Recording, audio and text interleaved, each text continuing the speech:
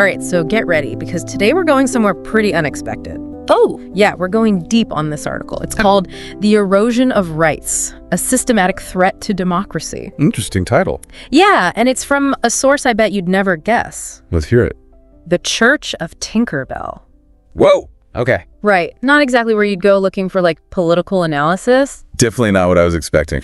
So for folks who might not know, the Church of Tinkerbell, their whole thing is faith, trust, and pixie dust.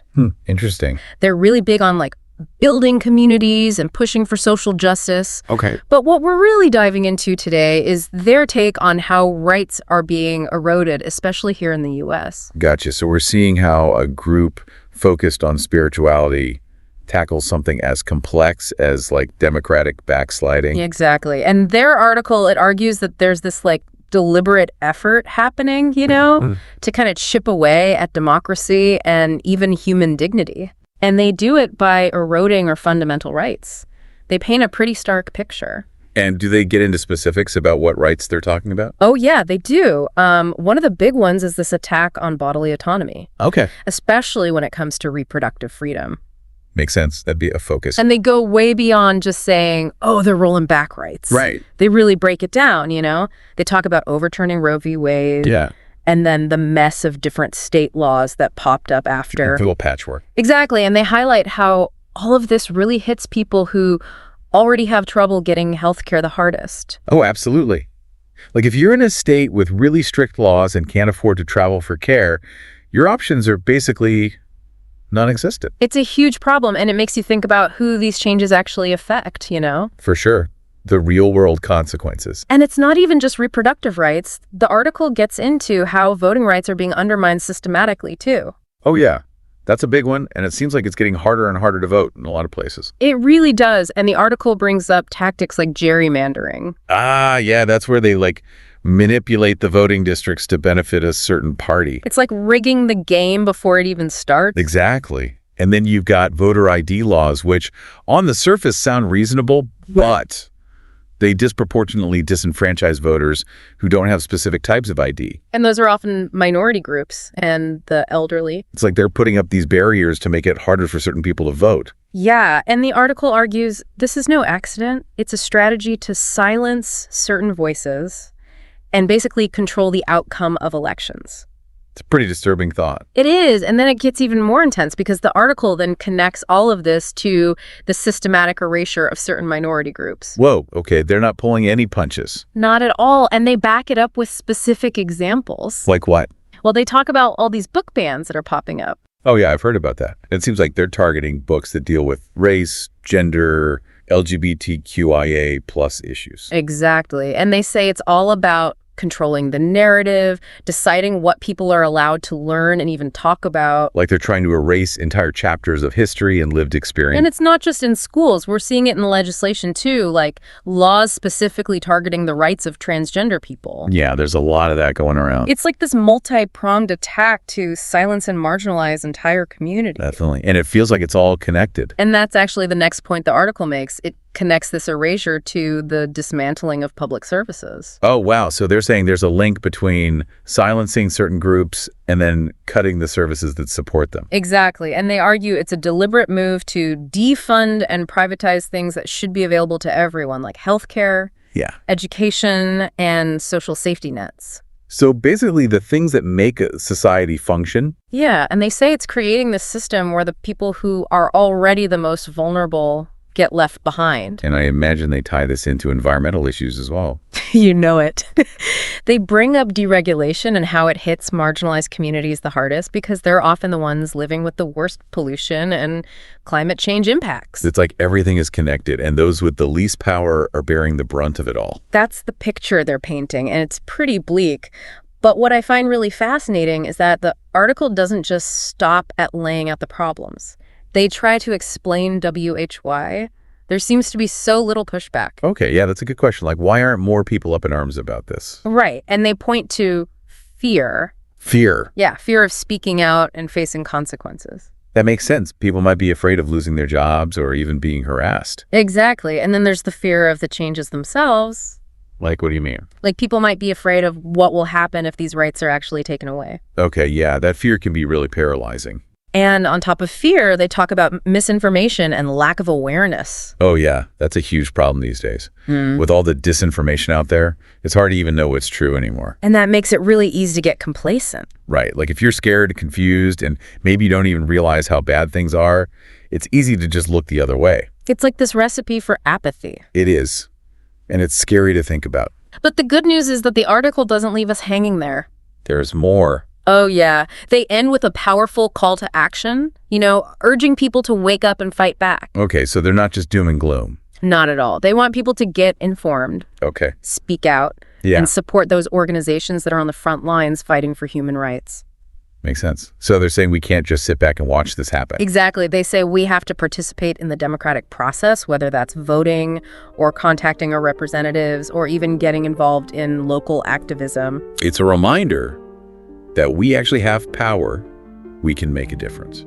And what I find really wild is that this is all coming from the Church of Tinkerbell. Oh, yeah, I'd forgotten about that. It's not exactly your typical think tank. Nope. And that's what makes it so thought-provoking, Yeah. It makes you wonder how many other voices are out there with unique perspectives on these issues, people we wouldn't normally expect to hear from. Totally. It's like they're saying, hey, look, even we're worried about this stuff. Exactly. And it highlights how important it is to seek out diverse viewpoints. Absolutely. You never know where you might find insight. Right. And sometimes the most unexpected sources can offer the most profound perspectives. And it shows that these issues are bigger than any one group or ideology. Yeah, it's not about left or right. It's about basic human rights and the kind of world we want to live in. And that's something we can all agree on. I hope so, because the stakes are pretty high. They are, but at least we're having this conversation. Right. Awareness is the first step towards change. So what comes next? What do we do with this information? Well, that's a question we'll be exploring further in our next segment. All right, I'm intrigued. Stay tuned.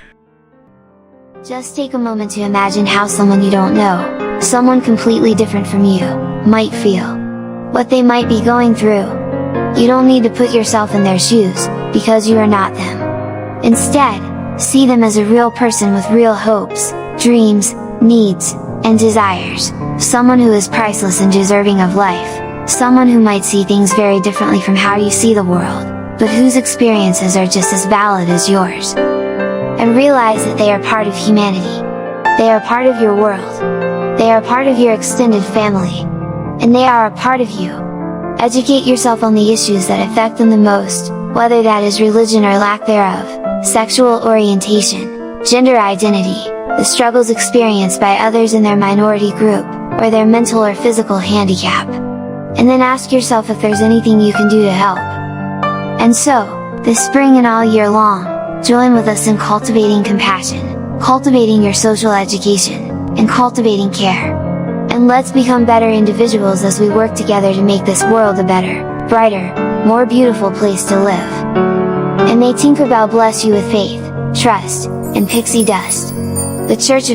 thechurchoftinkerbell.com. Yeah, it really makes you realize this isn't just about politics. It's about basic human rights. For sure, and the kind of world we want to create, right? Absolutely. And the Church of Tinkerbell, they have this interesting approach, framing it all through this lens of faith, trust, and pixie dust. It sounds kind of whimsical at first.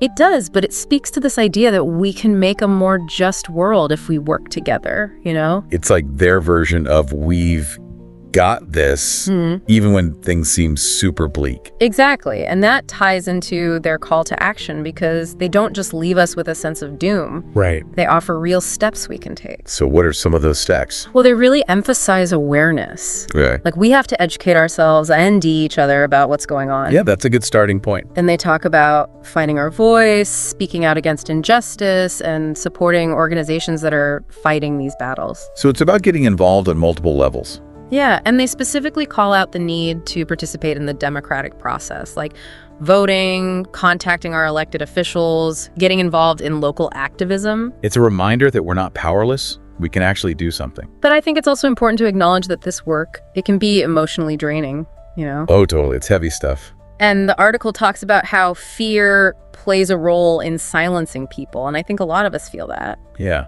Fear can be a powerful tool. used to control and manipulate, And when people are afraid to speak up, it creates this climate of self-censorship. which only benefits those in power. And it's everywhere. People are afraid of losing their jobs or being ostracized by their family or even attacked online, It can feel really paralyzing. especially for marginalized communities who are already facing so much discrimination. The fear is even more intense for them. It becomes this vicious cycle. The more fear is used, the harder it is to break free and speak truth to power. But the fact that we are having this conversation, that people are speaking out, that groups like the Church of Tinkerbell are pushing back, it gives me hope. Me too. It shows that fear hasn't won, at least not completely. It hasn't.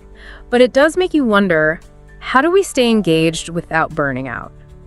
How do we find that balance between being informed and taking action without letting it consume us? That's a really important question, and I think it comes down to recognizing our limits Yeah. and finding sustainable ways to engage. We can't pour from an empty cup. Exactly. Self-care is essential. Taking breaks, setting boundaries, finding ways to recharge. And that's not selfish. Not at all. It's crucial if we want to stay in this for the long haul. Right. We have to be intentional about how we engage. And that's going to look different for everyone. Absolutely. Some people might find energy in connecting with others who share their passion. Yeah. Others might need more time for introspection The key is to find what works for you. and honor your own needs. We can't be effective advocates if we're running on empty dreams. And it's important to remember that progress isn't always linear. There will be setbacks, Definitely. challenges, moments of despair. But there will also be victories, Yes. moments of hope. And that unwavering knowledge that we're on the right side of history. It's that belief in a better future, in our power to create change that keeps us going. And that's what the Church of Tinkerbell seems to be tapping into. Yeah, with their message of faith, trust, and pixie dust. It's about believing in something better, trusting each other. And embracing a little magic along the way. It's a powerful reminder that even in dark times, there's always room for hope, imagination, and that belief that we can make a difference. And that brings us back to the heart of this deep dive. What can we do? The article lays out a call to action, Right. but it's up to each of us to decide what that looks like in our own lives. It could be something small, like educating ourselves, having those tough conversations with friends and family. Maybe something bigger, like volunteering our time, donating to organizations fighting for these rights. Maybe it's running for office, starting a petition, organizing a protest. The point is, there are so many ways to get involved. And no action is too small. What matters is that we're doing something, that we're not just passively accepting this erosion of rights. And we don't have to do it alone.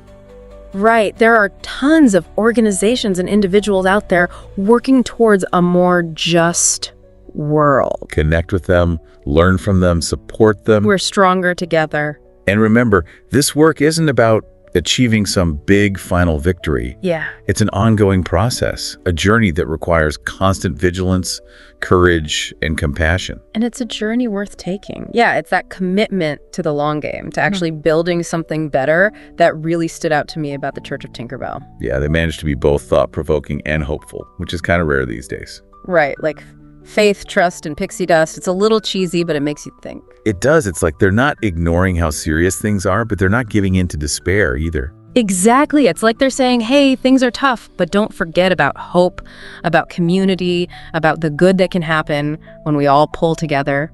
It's refreshing, especially with all the negativity and fear-mongering out there. It's a good reminder that we don't have to choose between being informed and being hopeful. We can be both.